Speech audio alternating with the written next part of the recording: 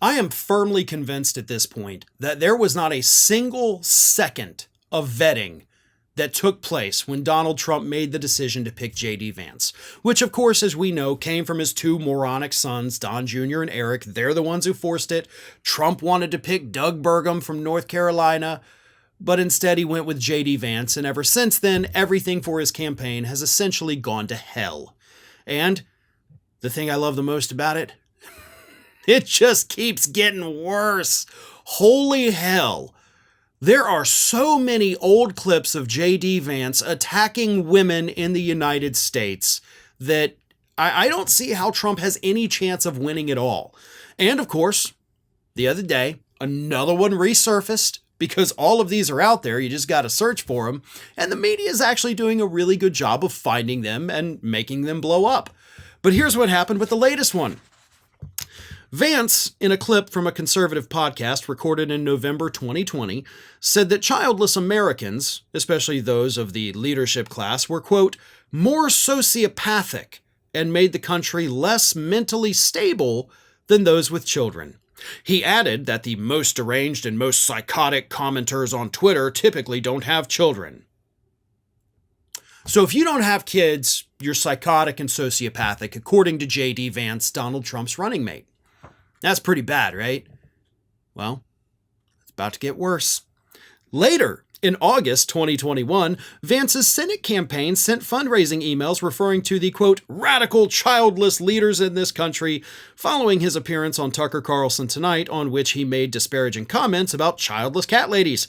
These very comments seem to have come back to haunt the senator.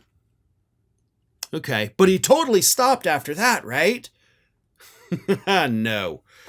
A month later, in September, Vance posted on X that, quote, cat ladies must be stopped, in response to a report that showed that a higher percentage of Americans are abstaining from having children in fear of climate change.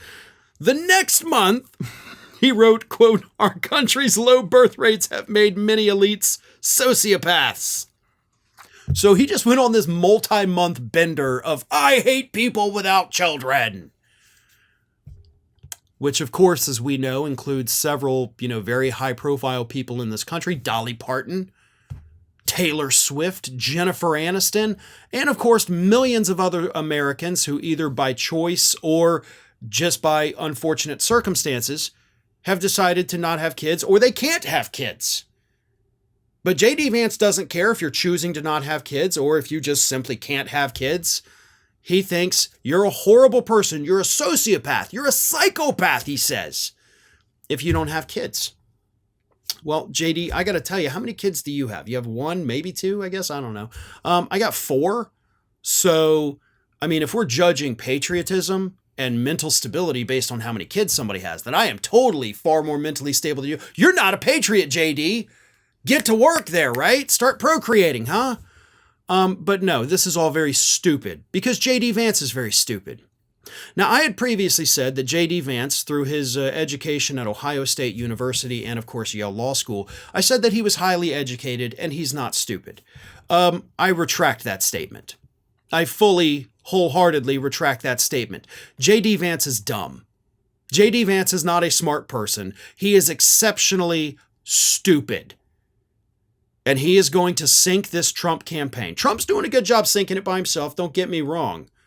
But putting Vance on this ticket, a man who, even without these horrible comments, didn't add anything to the ticket, like that was dumb in and of itself. But 5 minutes of vetting would have found some of this crap, and Republicans would have realized, okay, this is bad, we can't pick this guy. They didn't do it.